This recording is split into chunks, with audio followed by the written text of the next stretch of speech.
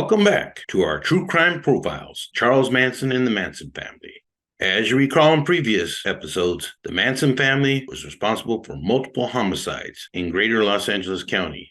As regular viewers know, I often initially show some very shocking, disturbing, and controversial content at the beginning of my videos. My aim is not to give criminals or crazed criminal groups any more exposure than they already have, but I use this to get your attention and to summarize real events that occurred, hopefully to leave you with some learning moments at the end. This episode will discuss Manson family ties to the Aryan Brotherhood, their murder trials, and subsequent criminal activity, and what happened to members after they were incarcerated. The Aryan Brotherhood initially aligned with the Manson family, in particular, the girls, via a deal brokered by Charlie to protect himself and for the girls to smuggle in drugs and other contraband. So there was an Aryan sisterhood. Now, some people doubt my statements in this regard, but there are multiple examples that I can give. For example, for approximately 6 months, the gang consisted of 4 couples: Michael Red Eye Montfort, Nancy, aka Brenda Pittman, James Spider Craig, and Priscilla Tuffy Cooper, along with fellow ex-convict William Iceman Goucher and Maria Cristel Alonzo. And lastly, James and Lauren Willett, who had an infant daughter. They led a gang of 8 in a crime spree all over California that finally ended with 3 murders. They had all met about a year before in a halfway house in Los Angeles that, believe it or not, was run by one of Manson's most devoted followers, Lynette Squeaky Fromm. Nancy Pittman and Squeaky Fromm were members of a female motorcycle club called Satan's Maidens. As you recall, bikers were also known to hang around the Span Ranch. Priscilla Cooper was also a member of the Satan's Maidens, but some state was never a member of the Manson family. She was a follower of Spider Craig, not Charles Manson. Both Montfort and Craig had previously been affiliated with the Aryan Brotherhood in prison, and they had Aryan Brotherhood tattoos on their chests. They had served their time in a minimum security prison at Susanville. Both men were wanted, however, Montfort for escape and Craig for a parole violation. Squeaky Fromm traveled to Stockton in 1972 with Manson family members Nancy Pittman and Priscilla Cooper, along with Montfort and Craig, when they met up with James and Lauren Willett. Montfort then forced James Willett to dig his own grave and then shot him because Montfort believed that he was going to inform police about robberies they had pulled jointly. Since Lauren was there, she was also shot and killed. On the night they arrived in Stockton, Red Eye Montfort and Iceman Goucher robbed a liquor store, and police began to put pressure on the Iceman after he was charged with that robbery and suspected in others. Prison rumors had it that the Aryan Brotherhood had a hit out on the Iceman, and eventually he caved in and agreed to testify against Montfort and Craig for their roles in the murders. The Willets, sometimes associated with bikers. When police first found the 3 dead bodies, the Willets and their baby, buried on a rural property owned by the former vice president of the Hells Angels Oakland charter, which was the mother charter where Sonny Barger ruled for decades, they just assumed that he was a victim of the Angels. Although she was initially arrested with the other 4, as depicted here, all charges against Lynette Squeaky Fromm were dropped. Sandra Collins Good was a longtime member of the Manson family and very close to Lynette Squeaky Fromm. Good would communicate with and visit Aryan Brotherhood members, such as Steve Bilkins. In a weird twist, as is common in the Manson family, Alonzo ended up marrying William Goucher. Former stripper Alonzo had been recruited in jail by Susan Atkins. Alonzo drew national headlines in 1974 when she was arrested on a kidnapping plot to free 2 convicts affiliated with Aryan Brotherhood.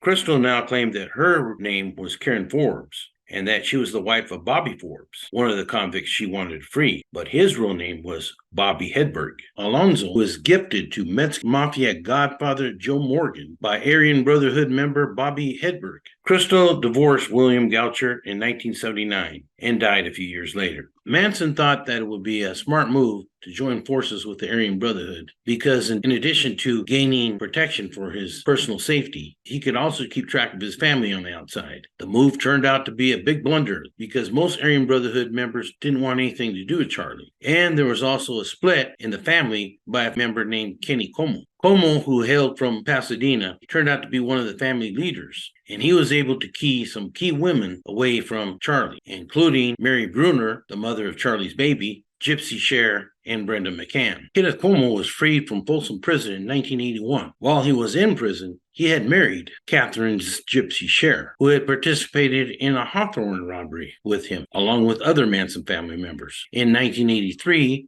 Como robbed a Pomona Savings and Loan, along with another individual named Tommy Lamb, who were tried, convicted, and sent to federal prison. Lamb ended up joining the Aryan Brotherhood inside federal prison, earning his shamrock with another AB symbol, 666. He was murdered by the Aryan Brotherhood in 1985. You can read more about that incident and others in my book, The History of the Aryan Brotherhood. After the Tate LaBianca murders, physical evidence at the crime scene, such as Patricia Krenwinkel and Tex Watson's fingerprints, had been collected by the Los Angeles Police Department. On September 1st, 1969, the distinctive long-barreled .22 revolver that Watson used to kill Stephen Parent, Sebring, and Frykowski had been found and given to the police. Mary Bruner, who was present during the killing of Gary Hinman, like several other Manson family members, was an aspiring musician and even a PhD candidate. Bruner was present throughout the Manson family trials and was a key witness for the prosecution. She testified at Bobby Brucelow's trial that he killed Hinman. Bruner also stated that Susan Atkins had smothered Gary Hinman after Bobby stabbed him and did not immediately die from the puncture wounds. Now, you would think that after her testimony, she would be on the family hit list. But oddly enough, after Bobby's trial,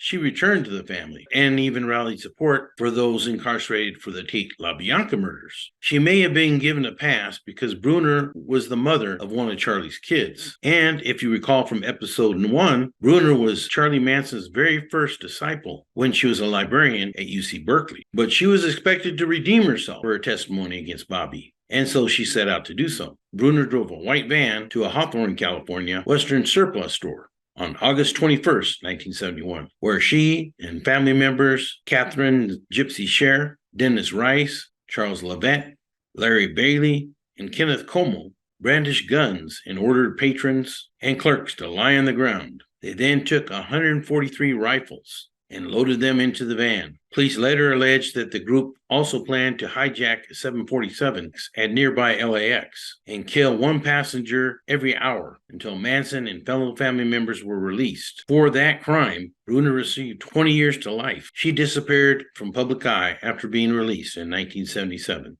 The Manson family trial began on June 15th, 1970. Manson appeared wearing a fringed buckskin outfit, as seen here. The prosecution argued that the triggering of Helter Skelter was Manson's main motive. But in my opinion, the first death of Bernard Latsapapa Crow on July 1st, 1969, may have triggered following killings to try and cover up that murder and place blame on the Black Panthers, as they tried to do in the Tate LaBianca killings, to make it look like there was retaliation by the Black Panthers to try and get Manson off the hook and throw investigators off. On July 24th, 1970, the first day of testimony, Manson appeared with an X carved into his forehead. His followers issued a statement from Charlie where he said, "I have X'd myself from your world." Manson's co-defendants, Van Houten, Krenwinkel, and Atkins, also carved X's into their foreheads. Other members of the Manson family camped outside of the courthouse, as they were barred from entering due to security concerns,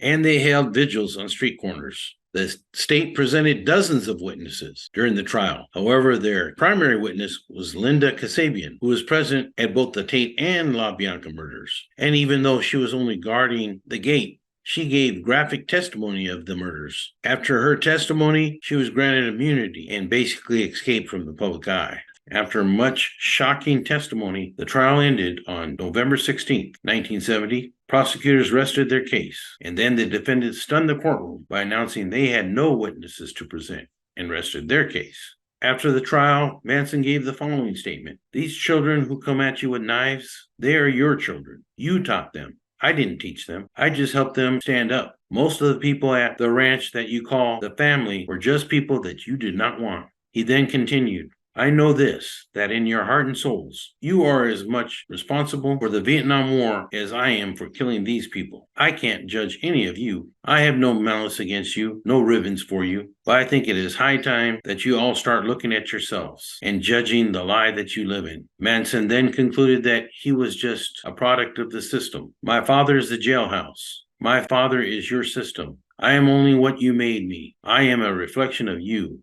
You want to kill me? Ha! I am already dead, have been all my life. I've spent 23 years in tombs that you have built. The Manson trial, which lasted 9.5 months, was the longest in America at that time, and it was publicized as being the trial of the century. In total, during their killing spree, Manson and his followers were convicted of 9 counts of first-degree murder. However, police experts believe they could have killed possibly up to 12 more victims, but that was never proven. The 5 perpetrators, Atkins, Krenwinkel, Van Houten, Watson, and Manson, were convicted on each of the 27 separate counts against them on January 25th, 1971. On March 4th, 1971, during the penalty phase of the hearings, Manson trimmed his beard and shaved his head, telling the media, "I am the devil, and the devil always has a bald head." March 29, 1971, the jury sentenced the defendants to death. When the female defendants were led into the courtroom, they had also shaved their heads, like Manson. After hearing the sentence, Atkins yelled out, "Better lock your doors and watch your kids," as a sickening threat. So all 3 women were sent to death row, as well as Charles Tex Watson and Manson were sent to San Quentin death row. However, in 1972, the Supreme Court ruled that the death penalty was inhumane and unconstitutional. So their sentences were commuted to life in prison with the possibility of parole. The Tate LaBianca murders effectively sounded the death of the 1960s counterculture movement and profoundly shook America's perception of itself. Manson was housed at multiple facilities. He, of course, was at San Quentin's death row until let loose because of the court decision. He was housed at Folsom Prison for a while. And after 1989, he was moved to the Protective Housing Unit at Corcoran State Prison, which had barely just opened.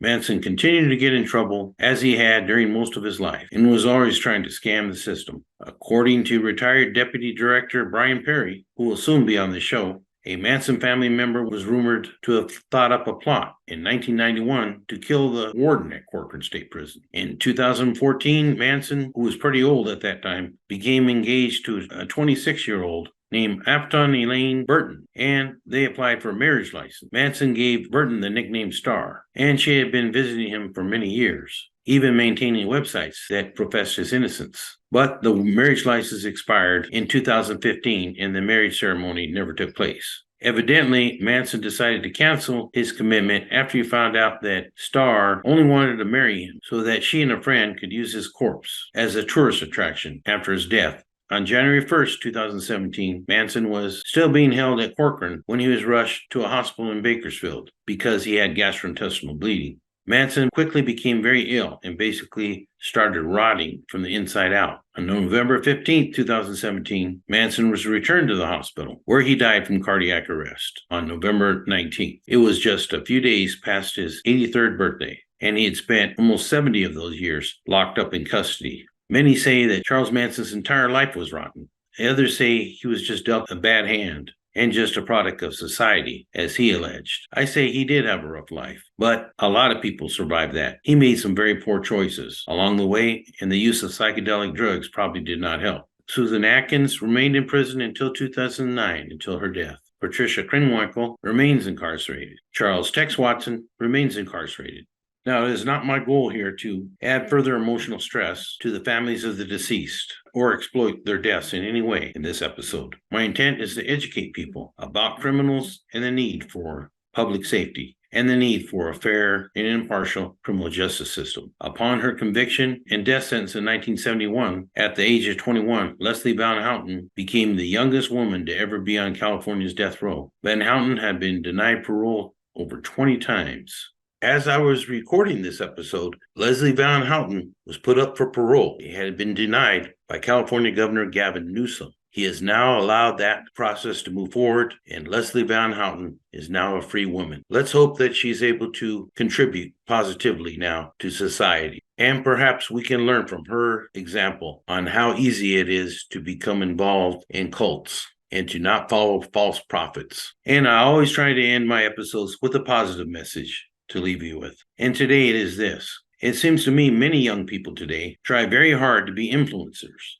whether it be Instagram, TikTok, or YouTube. Charles Manson was an influencer, but what good did he do for society? Are you making better contributions to this world, whether it be with your acts or your money?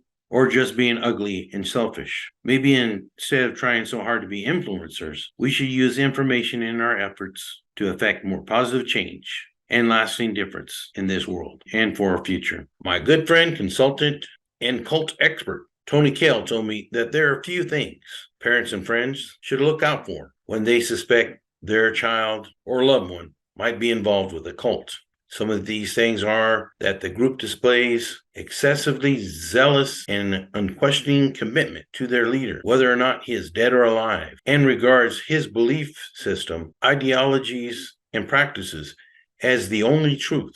So for them, it is eternal law. Questioning, doubt, and dissent are discouraged, even punished within the group. Sometimes mind-altering practices, like with psychedelic drugs, or even group meditations, chanting, speaking in tongues, etc., are used to basically brainwash followers to adhere to the total dominance of their leaders. Leadership of cults and extremist groups often control members as far as they have to get permission to date another person, almost always encouraged to date somebody within the group, have to get approval if they change jobs, are told where to live, put this after date, and even who they want to marry. They have to get the okay if they're going to have children, told how to discipline their children, and so forth. These groups almost always believe they are elitists, claiming a special, exalted status, basically that everybody else is dumb, and they're the only ones who get it.